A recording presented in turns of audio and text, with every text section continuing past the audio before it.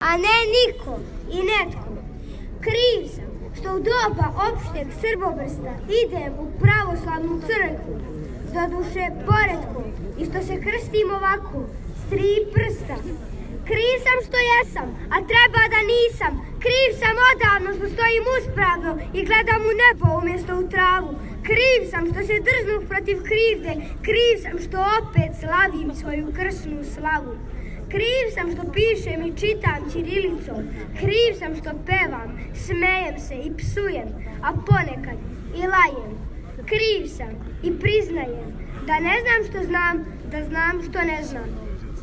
Šta će ovdje džihadlije, krstaši, Ameri, koji ti čereče sinove i kćeri? Mora da su čule belosvetske bande da imaju zlatna srca, pa ih vade da ih presade u sopstvene grudi. Ne bi li oni tako bili ljudi? Gospodo tužioci, suci i dželati, ispisali ste mi svoje zapovijesti po zenicama, najfinijem staklu, što te živim, ali uzalud ćete linčovati najgostoljubljiviji narod na planeti, zbog čega ćete goreti u paklu, jer ljudsko srce, čudo nad čudima, neće da se primi u vašim grudima. Mi se ne plašimo smrti, crne kuge, već ropskog života i bolesti druge.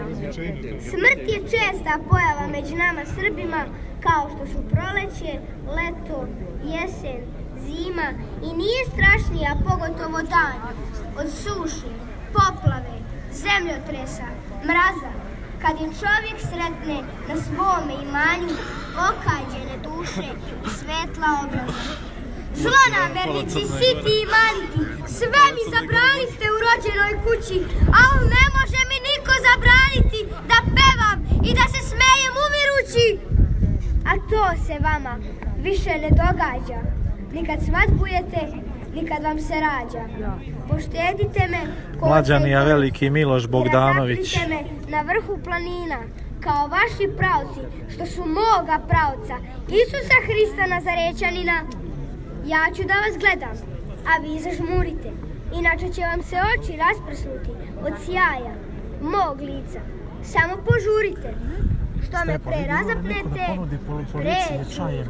preću vaskrsnuti! Nešto da spavanje.